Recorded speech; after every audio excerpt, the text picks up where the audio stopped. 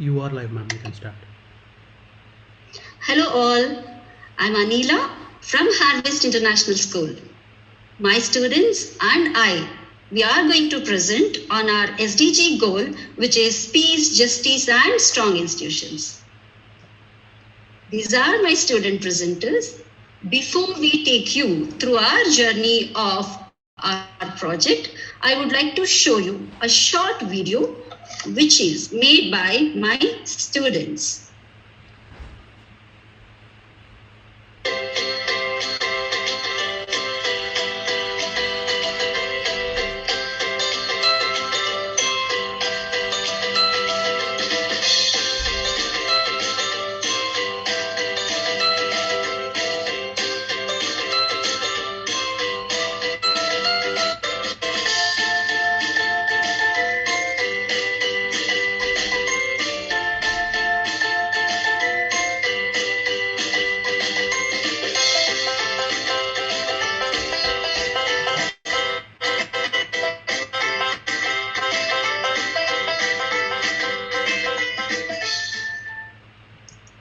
Children, the floor is yours. Please go ahead. Aisha?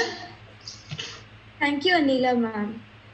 My name is Aisha, and today our team will be talking about peace, justice, and strong institutions, and the progress we've made in 2021. There's this really nice quote I liked.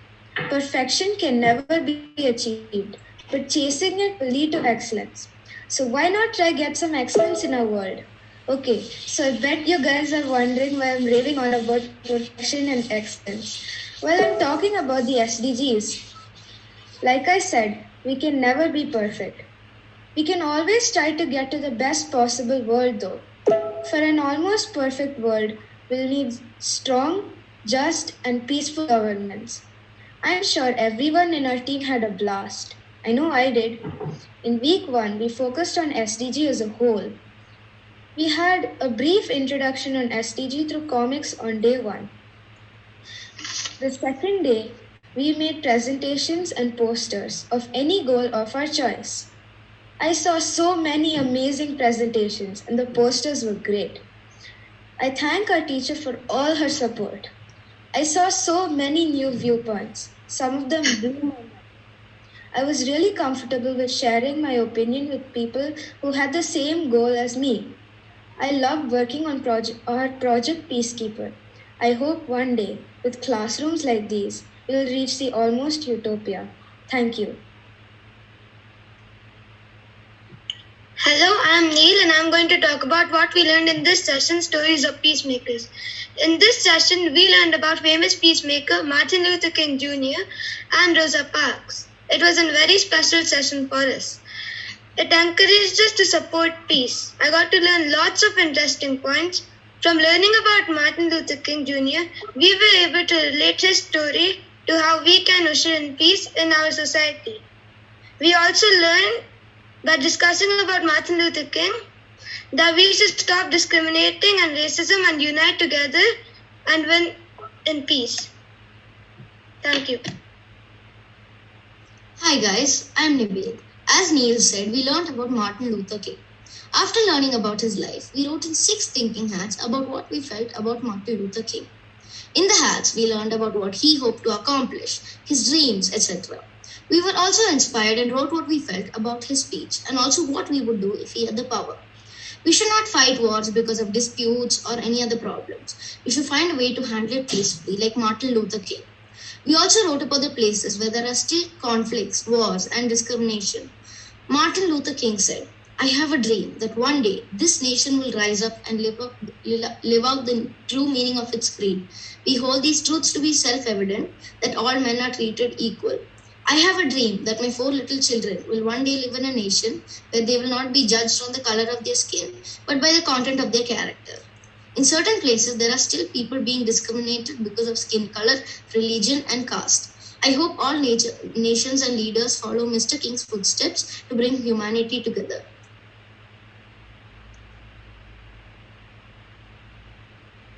Hello everybody, my name is Dev and I'll be telling you guys about the roadmap. Now week 3, day 2. So we decided to stop talking and take action, and we made a roadmap to lead us to this goal of achieving peace and justice. First, conflict awareness. On the first day of our class, we made posters and comic strips to make it easier to understand our SDG. Conflict understanding. We made a conflict tree to visualize conflict and how they were started. Raising awareness and raise a norm towards it.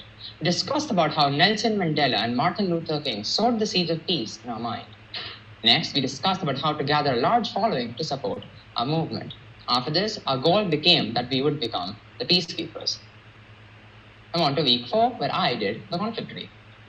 Now, the conflict tree was a great way to actually visualize a conflict using the tree as a metaphor. In the roots, I wrote about the root causes of the conflict itself. The conflict I chose was censorship. In the branches, I told about the effects that censorship has on the people living under it and the challenges that they faced. We also spoke about how we can undermine censorship and usher in democracy and freedom. Thank you. Hello everyone. This session we talked about how we can resolve conflicts in the most efficient way possible. We compared this to Harry Potter and the conflicts he had in his life and how he handled them. The situation we were given was as follows. There were 3 people who used to be friends. 2 of them are not friends anymore and they started teasing each other. The question was, how can the 3rd person make the other 2 friends again? The way I suggested to solve the situation was to let them speak to each other first and look at each other's viewpoint of the situation. Then, after the confrontation, they should realize their mistake and admit what they did wrong. The next step would be to empathize and put themselves under the other person's shoes and understand what they would change if they were in the other person's situation. If this conversation didn't work out for them, then I suggested that they could seek advice from adults and make their own decision so that no conflict takes place. Thank you. Hey everyone, my name is Aditya and I'm going to be telling you about the progress that we made in week 3. So I created a Venn diagram. You all might be thinking, what is the use of making a Venn diagram? Well, a Venn diagram helps us to understand how the 2 wars were different yet similar with respect to each other. I talked about the Korean War and the Kargil War. The wars were fought to get control over the country's territory. The wars brought economic and social impact on the citizens of the nations. It tells us we should respect every country's integrity and should not try to grab land while doing wars. People think doing a war also shows who's more powerful and they start to think of strategies. But have you ever thought how much damage or impact will it have on the environment? Like the species out there, the nature's climate, a sector. And now there'll be a good question created. What did we learn from this? We learned that war between any 2 countries is not good for the relationship of the people living in those countries. As I'm saying again, we should avoid grabbing neighborhood land and stop indulging in any kind of dispute with the neighboring countries. As countries have to be helpful in creating a progressive environment across the board. Thank you. Ma'am, we need to allow Ojas to join. Okay.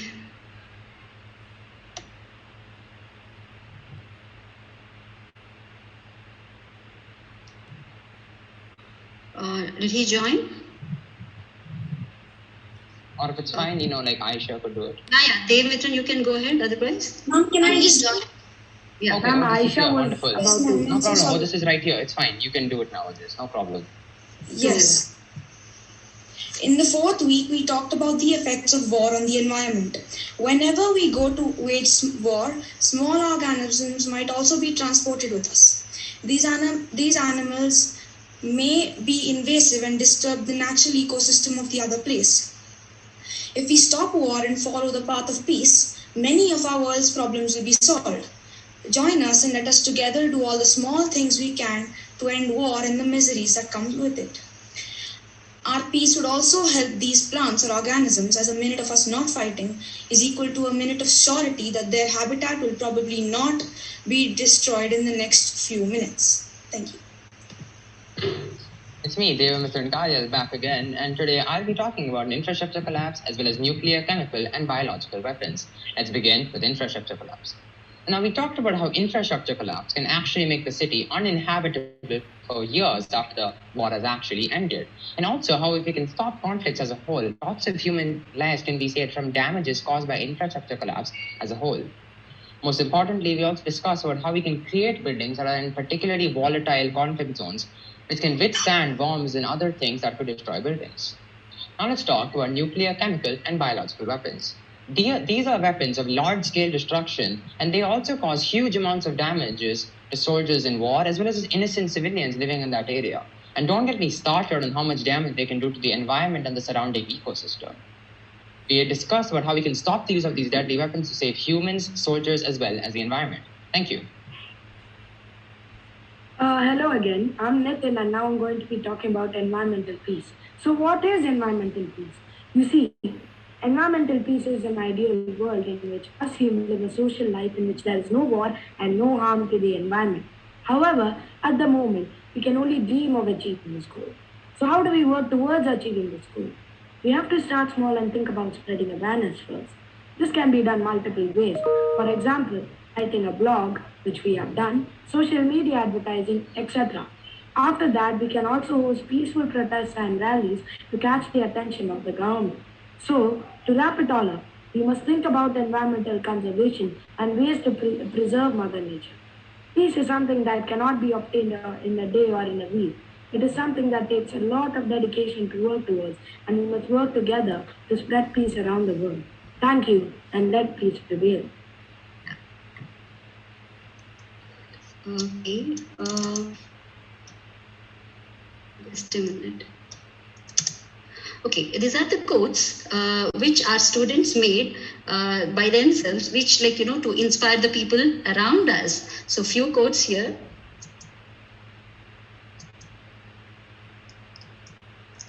Yes, Ojas? Yes, ma'am. Well, we have been speaking about all the things we learned and lesser things and what we did. Now I will like to tell you what we have done. We made a website, a platform to share our ideas. My friends have also helped me with this. They provided me with many of the blogs. We even made a video on this topic. We planned on trying to make it interesting by trying to increase the use of this website and trying to spread this quicker than it would naturally.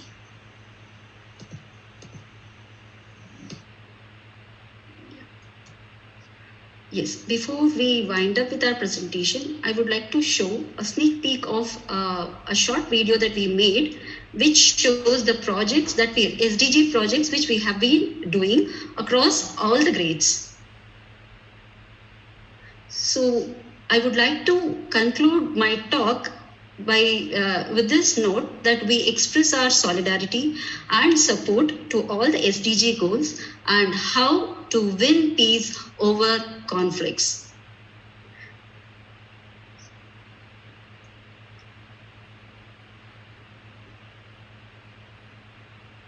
So we did SDG goals projects based on zero hunger, no poverty, climate action, across the grades, 3rd grade to 7th grade.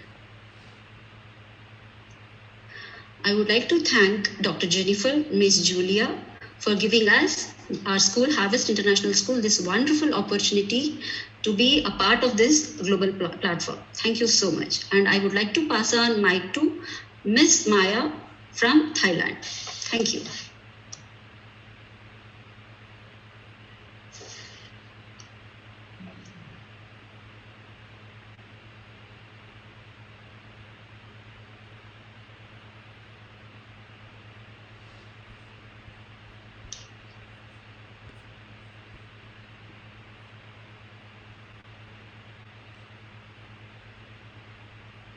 Suman sir, are we done? Oh, okay. Yeah, ma'am. Yeah. Nice children, good job. Nice presentation. How was it, ma'am?